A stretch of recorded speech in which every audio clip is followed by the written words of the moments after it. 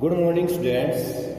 आज हम सीखेंगे problem of exercise 7.1 question number 8।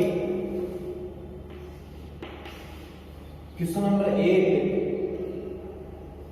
given that show that all the triangles of given perimeter the one of the maximum area is equilateral triangle। इस question के अंदर ये बताया गया है कि perimeter is given perimeter let given perimeter is 2s। मान लो कि गिवन पेरीमीटर 2s। अब हमारे पास let sides of triangles length of sides of triangle, उस ट्रायंगल की साइड्स मान ली हमने x y z। देन हमें पता है कि x plus y plus z equal to perimeter होता है। x plus y plus z equal to perimeter होता है। हमने प्रूव करना है कि इसका एरिया मैक्सिमम हो जाए तो x y z इक्वल होंगे इक्विलेटरल ट्रायंगल।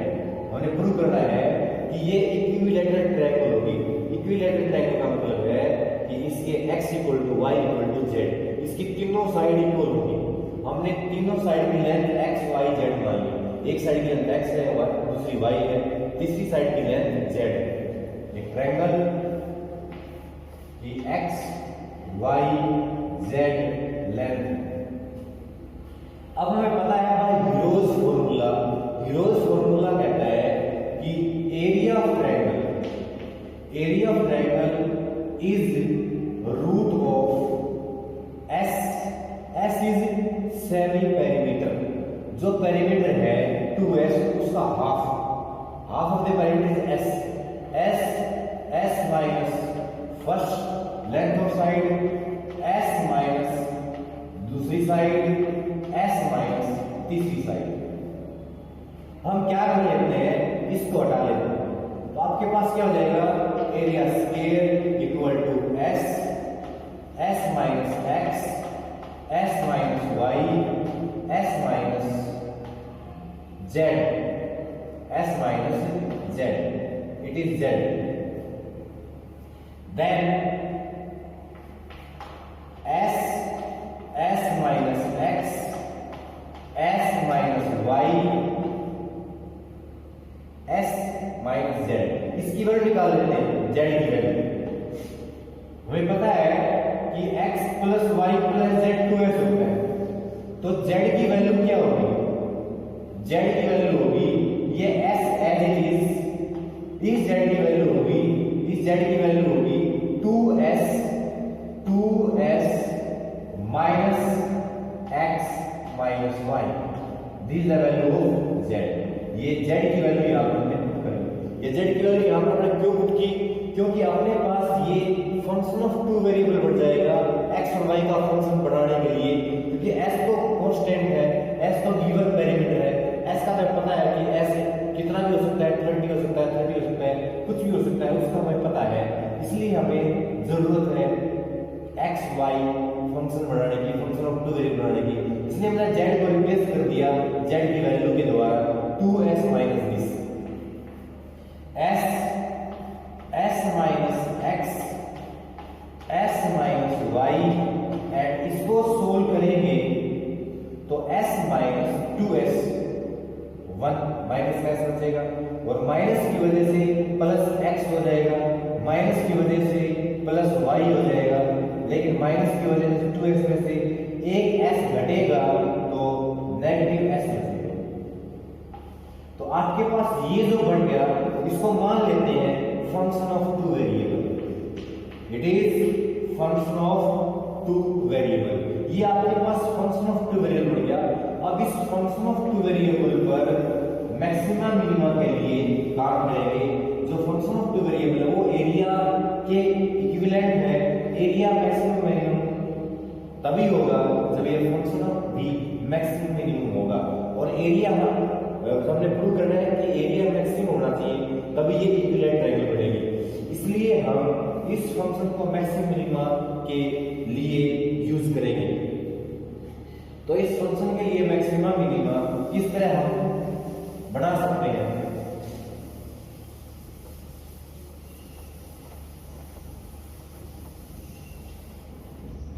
ये जो फंक्शन है, हमें पता है कि फॉर मैक्सिमा मिनिमा फंक्शन का first order derivative with respect to x, function का first partial derivative with respect to y हमने निकालना पड़ेगा। तो फंक्शन है, उसका डेरिवेटिव एक्स के रिस्पेक्ट निकालेंगे, इसका डेरिवेटिव एक्स के रिस्पेक्ट निकालेंगे तो ये कांस्टेंट होगा, ये भी कांस्टेंट होगा। कांस्टेंट हमने बाहर लिख लिए, s is constant, x minus y is constant. हमने क्या किया, ये कांस्टेंट है, इन दोनों का partial derivative with respect to x किया। तो first as it is s minus x as it is, s minus x as it is, इसका डेरिवेटिव x के रिस्पेक्ट इसका डेरिवेटिव करेंगे तो x का डेरिवेटिव 1 हो जाएगा, y का 0, s का 0 प्लस, अब ये as it is x plus y minus x as it is, इसका डेरिवेटिव करेंगे x के रिस्पेक्ट तो 0 माइनस 1 आ जाएगा, 0 minus 1 is minus 1। Now s into s minus y, s minus x, और इसको सोल्व करेंगे तो आपके पास आएगा माइनस प्लस प्लस s और एक s ये और वो s, आपके पास 2s बन जाएगा। माइनस का x है, माइनस का x ही आएगा तो माइनस 2x बन जाएगा, और माइनस की वजह से माइनस y बन जाएगा। तो आपके पास ये आ गया first partial derivative with respect to x, और first partial derivative with respect to x है, उसको हमने 0 के इक्वल पुट करना पड़ता है, 0 के इक्वल, उसने हमने 0 के इक्वल पुट कर दिया। नाउ अब इसी फंक्शन का डेरिवेटिव करेंगे y के रिस्पेक्ट, फंक्शन का derivative partial derivative with respect to y, partial derivative with respect to y करेंगे तो इसी प्रकार जैसे ये आया है, ये कांस्टेंट है, ये कांस्टेंट है, इन दोनों को कांस्टेंट लेकर इन दोनों का डेरिवेटिव करना पड़ेगा। जिस तरह ये डेरिवेटिव आया है, इसी को देखकर इसका भी डेरिवेटिव लिख सकते हैं। कितना आएगा, s माइनस x आएगा, क्योंकि वहां पर y कांस्टेंट है क्योंकि x के रिस्पेक्ट था, यहाँ पर x कांस्टेंट होगा, y के रिस्पेक्ट है, इसलिए जिस तरह ये आएगा इस तरह वैसे ये आएगा, 2s आएगा माइनस 2y आएगा माइनस x आएगा इक्वल टू 0। ये हमने फाइंड कर लिया first partial derivative with respect to y। अब हम क्या करेंगे, इसको सोल्व करेंगे। इसको सोल्व किया जा सकता है और x y के लिए, इसको हम सोल्व कर सकते हैं। उसके लिए हमें क्या करना पड़ेगा कि ये सारा s इक्वल टू 0 हो नहीं सकता, क्योंकि s इज गिवन पैरामीटर, इसलिए ये 0 के इक्वल नहीं हो सकता। s minus y equal to 0 ये भी नहीं हो सकता। If s equal to 0 not possible,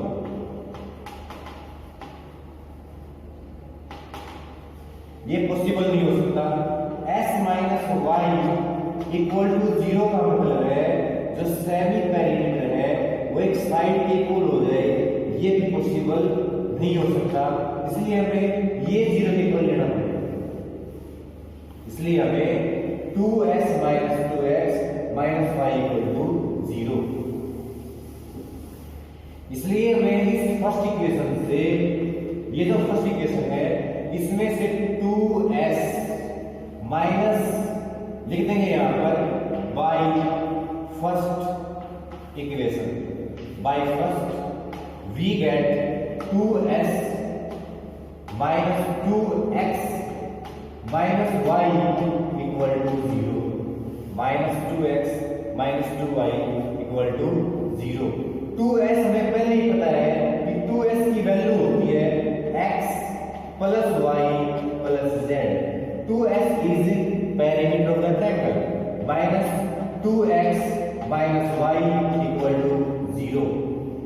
x and 2x minus x, y cancel, तो आपके पास z बचा और x और 2x माइनस x बचा इक्वल टू 0। यहां से आपको क्या मिलता है, यहां से मिलता है z equal to x, z equal to x, x equal to z। यहां से हमें क्या मिला, x इक्वल टू z, मतलब एक x साइड जो ट्रायंगल की साइड थी वो z की इक्वल, ट्रायंगल जो थी उसकी एक साइड x थी, एक y थी, एक z थी, तो z और x इक्वल है, ये हमें पता लग गया, z और x इक्वल है बाय द फर्स्ट इक्वेशन। अब बाय द सेकंड इक्वेशन, इस सेकंड इक्वेशन सोल्व करेंगे, इस सेकंड इक्वेशन को सोल्व करेंगे। सेकंड इक्वेशन को सोल्व करते हैं, सेकंड इक्वेशन को सोल्व करते हैं तो s equal to 0 not possible, क्योंकि पेरीमीटर 0 हो जाए तो गिवन है एक पेरीमीटर, क्योंकि तीन साइड है, तीन साइडों का सम 0 के इक्वल नहीं हो सकता। s minus x equal to 0, ये भी नॉट पॉसिबल।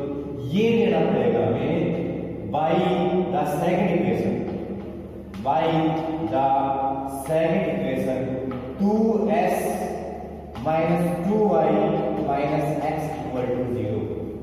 2s का मतलब फिर हमें पता है कि x plus y plus z minus 2y minus x equal to 0। यहां से x minus x plus cancel हो जाएंगे और यहां इसको आप सोल्व करते हो तो y माइनस y और plus z minus y plus z equal to 0, minus y plus z equal to 0। यहां से आपको मिलता है z equal to y, z equal to y, यहां से आपको z इक्वल टू y मिलेगा, z इक्वल टू y मिलेगा। पहले हमें मिला था x इक्वल टू z, अब मिला z इक्वल टू y। पहले हमें जो मिला था इस इक्वेशन से हमें जो मिला था वो मिला था कि x इक्वल टू z, अब हमें यहां से सोल्व करने से मिला z इक्वल टू y। इसका मतलब हुआ इन दोनों से हमें प्राप्त होता है, इनसे हमें मिलता है कि x equal to z equal to y। इसका मतलब है ट्रायंगल की तीनों साइड इक्वल है, इसका मतलब हुआ कि ट्रायंगल की तीनों साइड इक्वल है, x की वैल्यू y है, y की वैल्यू z है, z की वैल्यू x है, x की वैल्यू z है, z की वैल्यू y है, तीनों इक्वल है, ट्रायंगल की तीनों साइड इक्वल है। फर्स्ट डेरिवेटिव और सेकंड, फर्स्ट डेरिवेटिव x के respect, first derivative with respect to y, partial derivative y के रिस्पेक्ट किया है, हमें पता लग गया है x की वैल्यू भी y है, y की वैल्यू भी z है, मतलब तीनों इक्वल है, z को भी x कह सकते हैं, y को भी x कह सकते हैं, तीनों इक्वल है। अब अपना काम है मैक्सिमा मिनिमा सोल्व करना, कि जब x की वैल्यू y, y की वैल्यू z, z की वैल्यू x, तीनों इक्वल होंगे तो मैक्सिमा मिनिमा कैसे होगा। उसके लिए अपना रूल है कि आप a की वैल्यू निकालोगे, कैपिटल A का मतलब है कि second order derivative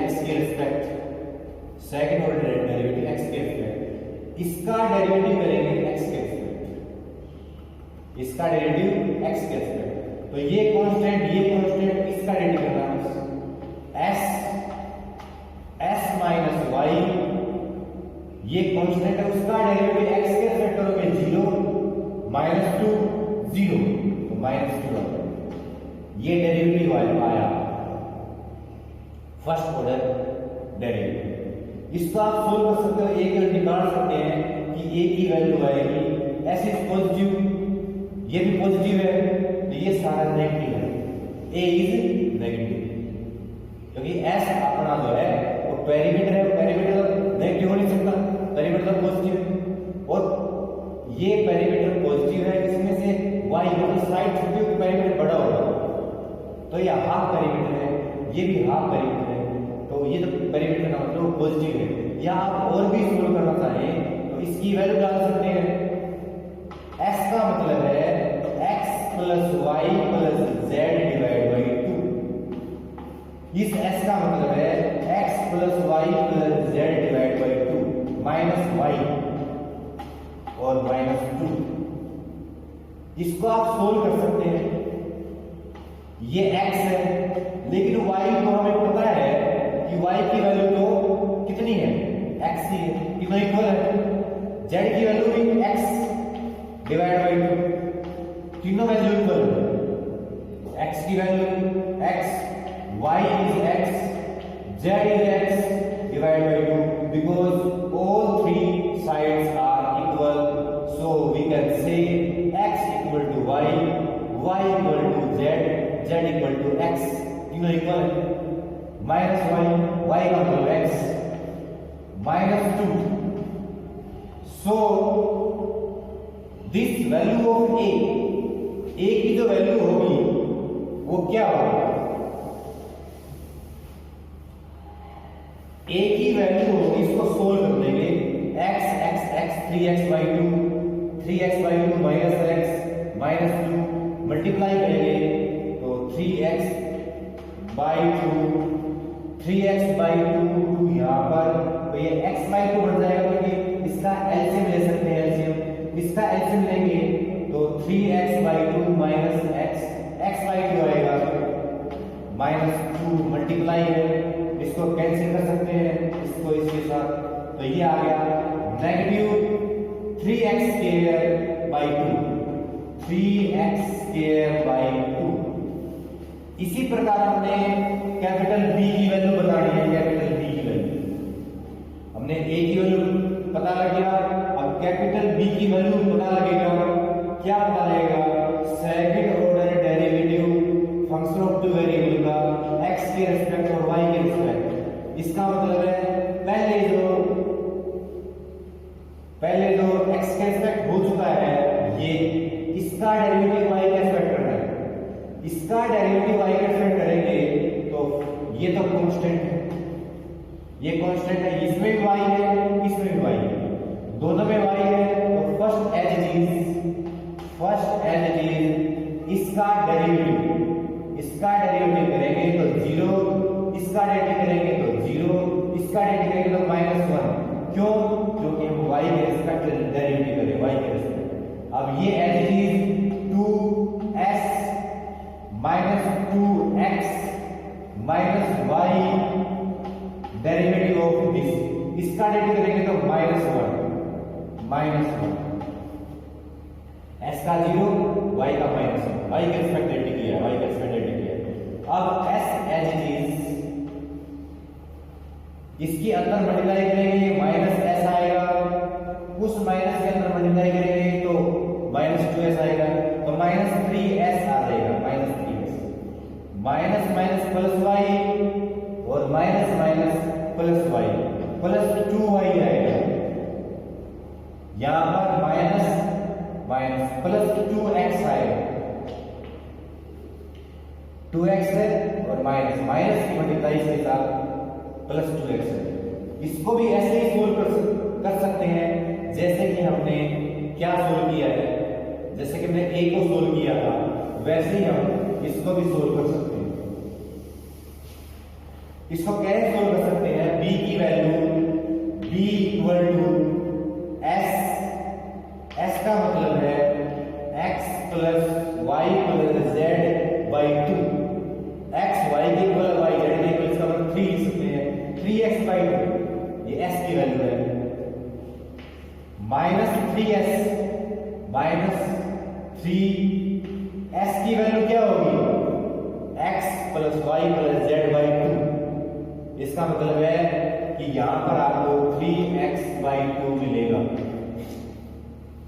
plus 2y को लिख सकते हैं 2x, क्योंकि x और y इक्वल है, हमें पहले पता लग गया, प्लस 2x।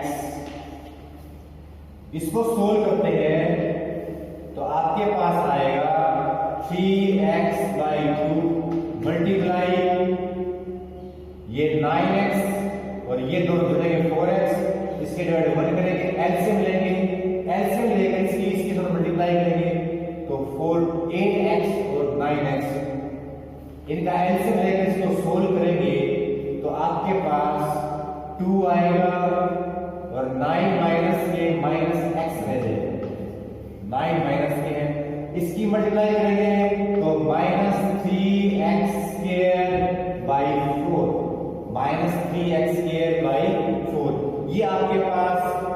वैल्यू मिल गई, बी की वैल्यू, ए की वैल्यू आ गई, बी की वैल्यू आ गई। अब हम निकालेंगे सी की वैल्यू। सी का मतलब है second partial derivative with respect to y, y के रेस्पेक्ट में सेकंड ऑर्डर पार्शियल डेरिवेटिव। तो इसमें वाई के रेस्पेक्ट में एक कांस्टेंट है, ये भी कांस्टेंट है, इसमें वाई नहीं, इसमें वाई नहीं। अब इसमें y का डेरिवेटिव करेंगे तो y का डेरिवेटिव -2 हो जाएगा, ये 0 हो जाएगा, ये 0 हो जाएगा, -2 हो जाएगा। इसको भी सोल्व करेंगे। यदि हम s की वैल्यू x + y + z/2 रखें, x + y + z मतलब तीनों इक्वल है, तो 3x/2, यहां पर 3x/2 -x -2, इसको सोल्व कर दें तो ये सेम जैसे a आया था वैसे ही -3x² /2 हो जाएगा, -3x² /2 हो जाएगा।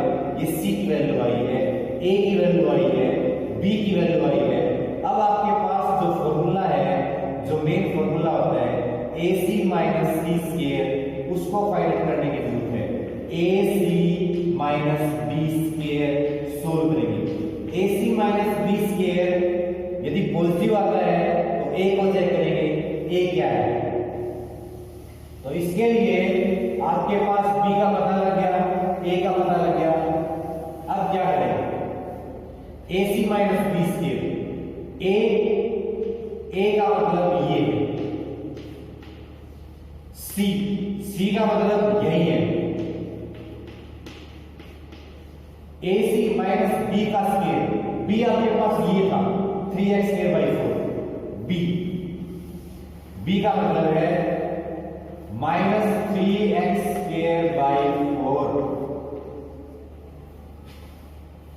यहां से हमें मल्टीप्लाई करेंगे तो 9x²x⁴/4 बचेगा, माइनस इसको स्क्वायर करेंगे तो 9x⁴, इसका स्क्वायर करेंगे तो 16 आएगा। इन दोनों को आप एलसीएम ले सकते हैं, एलसीएम, इन दोनों का एलसीएम 16 आएगा। इसके साथ 4 इसके साथ 36x⁴ और 9x⁴ आपके पास मिलेगा 27x⁴/16। This is always positive, 27 positive है, 16 पॉजिटिव है, x⁴, x की तो वैल्यू लेंगे तो पावर 4 करेंगे तो पॉजिटिव है, तो ये वैल्यू पॉजिटिव है, ये वैल्यू पॉजिटिव है। इसका मतलब है कि आपको पता लग गया कि ac - b² हमारे पास जो आएगा वो पॉजिटिव आएगा, और a हमारे पास क्या है, a अपने पास नेगेटिव है, a अपने पास नेगेटिव। तो आपके पास क्या रूल होता है, आपके पास क्या फॉर्मूला होता है, if ac - b²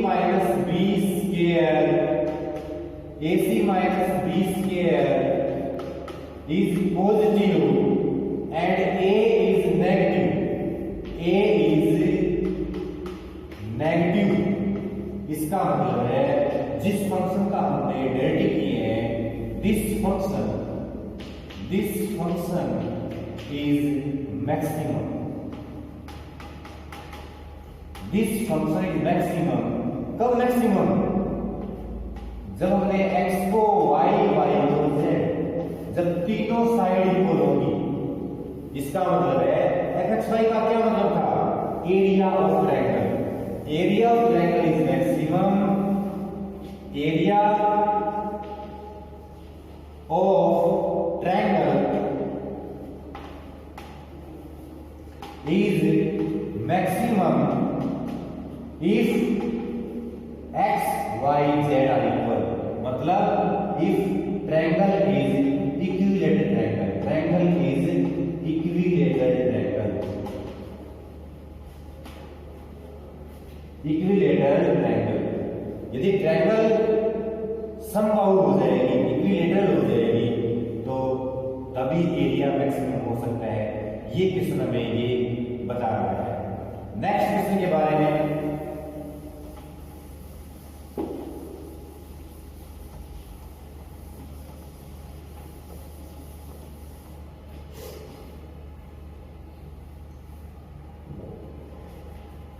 next question ये है कि question number 9,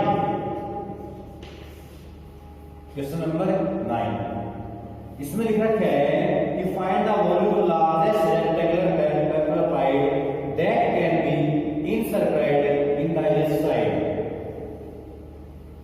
in the east side ने कहा कि volume of largest paraboloid, paraboloid का मतलब होता है that can be inserted in the hillside, जो hillside है वो आपके पास इस तरह का होता है।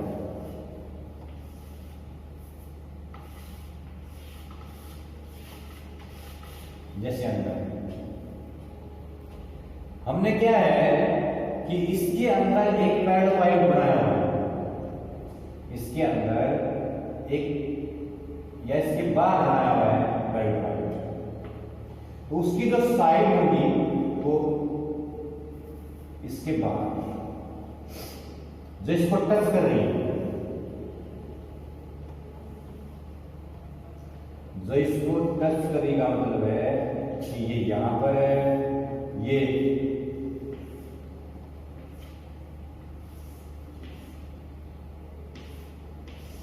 इस तरह का कोई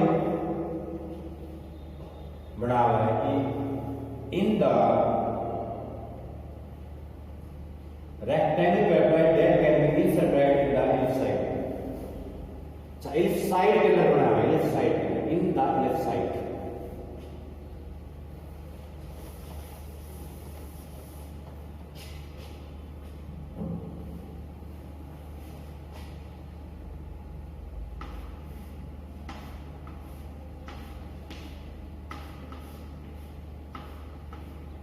ये आपके पास है पैराबोलॉइड और ये बना है इन द लेफ्ट साइड,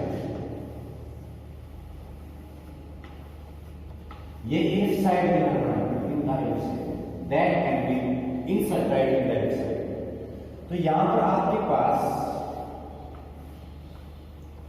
ये जो लेफ्ट साइड है इसका जो एक्सिस है, एक्सिस हमें पता है length of axis is 2x, length of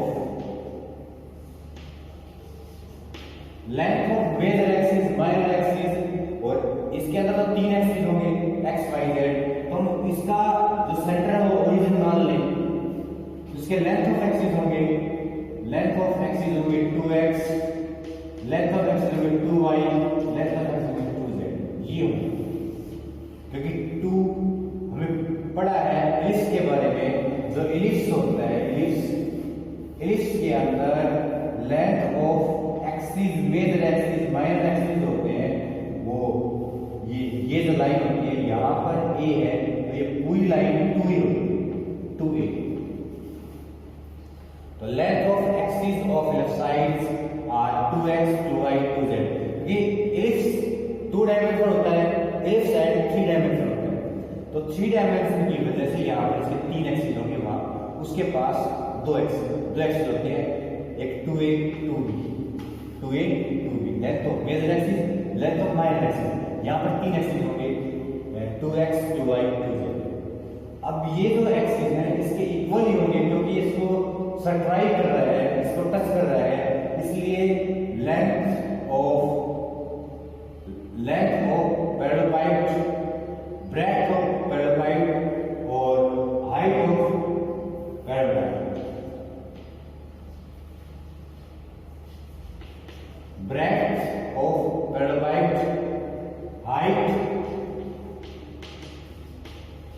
height of paraboloid is same as axis of the ellipse side, जो इलिप्स साइड है उसकी एक्सिस के इक्वल होगी। अब हमें पता है कि वॉल्यूम ऑफ पैराबोलॉइड इज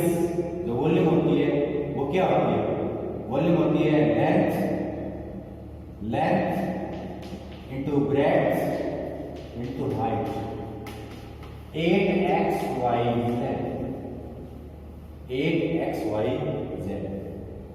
अब आसान सी बात है, हमारे पास जो कंडीशन गिवन है उस कंडीशन से इस वॉल्यूम में z को पुट कर दो, z की वैल्यू पुट कर दो उस कंडीशन से। कंडीशन क्या गिवन है? कंडीशन आपके पास है क्या कि कंडीशन आपके पास है x square y a square y square divide by b square z square divide by c square equal to 1। यहां से हम z स्क्वायर की वैल्यू निकाल सकते हैं, z स्क्वायर की वैल्यू। लेकिन यहां पर अकेला z है, वहां से z स्क्वायर की वैल्यू आएगी, लेकिन यहां पर अकेला z है, इसलिए हम यहां पर क्या करते हैं, z स्क्वायर बना लेते हैं। z स्क्वायर बनाने के लिए हम क्या करेंगे, वॉल्यूम का square equal to 64 x square y square z square. 64 x square y square z की वैल्यू वहां से निकाल सकते हैं, z स्क्वायर की वैल्यू जो गिवन है स्टेटमेंट के अंदर, z स्क्वायर की वैल्यू आ जाएगी, कितनी आ जाएगी, 1 minus x square by a square y square by b square, और c स्क्वायर की मल्टीप्लाई हो जाएगी, c स्क्वायर की मल्टीप्लाई कर देंगे। तो यहां से हमें एक फंक्शन ऑफ टू वेरिएबल मिल गया, फंक्शन ऑफ टू वेरिएबल। ये उसकी वॉल्यूम है 8xyz।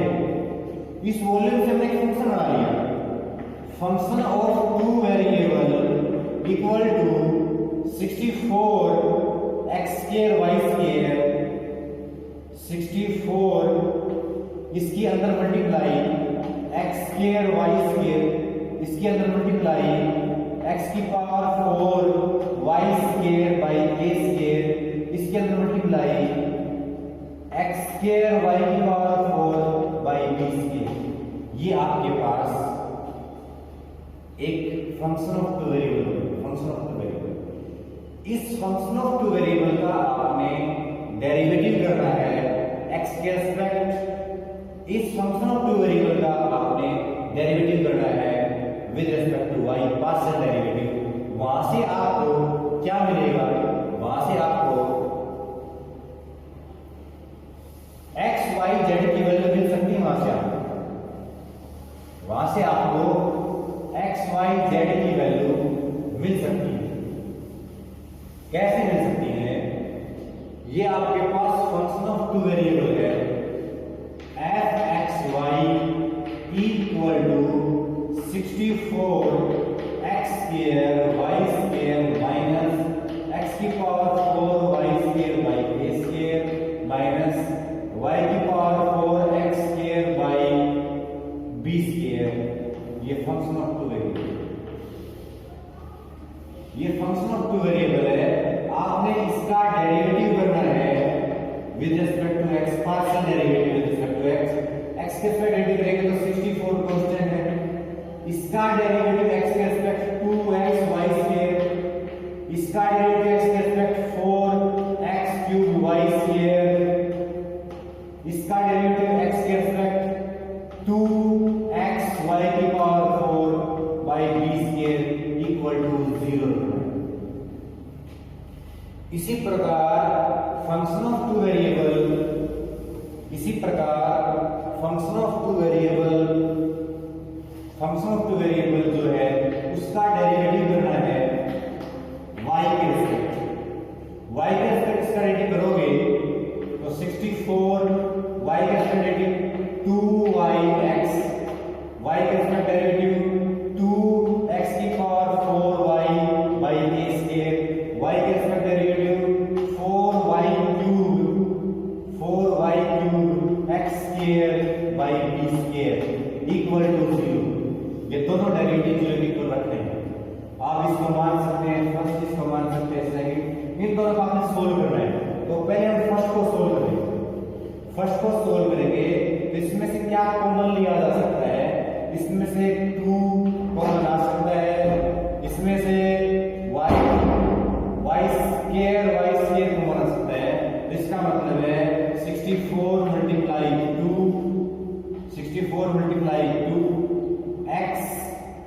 वाई स्क्वायर को बनाएगा, एक्स वाई स्क्वायर को बनाएगा तो यहां पर आपके पास 1 बचेगा, 1 यहां पर माइनस 2x स्क्वायर बचेगा, a स्क्वायर बचेगा, यहां पर आपके पास y square by b square बचेगा equal to 0। This is the first equation.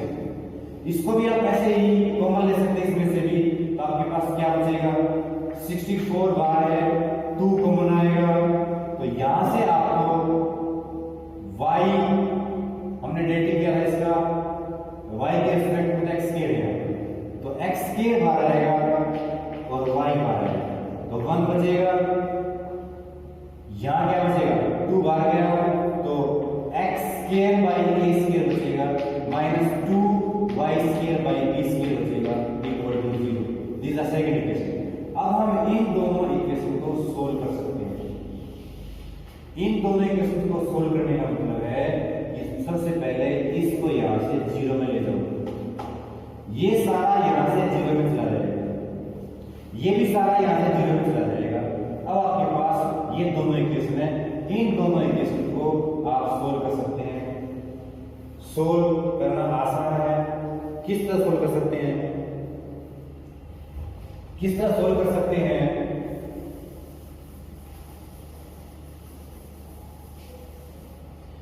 इसको सोल्व करने के लिए आपस में इन दोनों को घटा दो, घटाएंगे तो 1 minus 1, first equation 1 minus 2x square by a square minus y square by b square equal to 0, 1 minus x square by a square minus 2y square by b square equal to 0।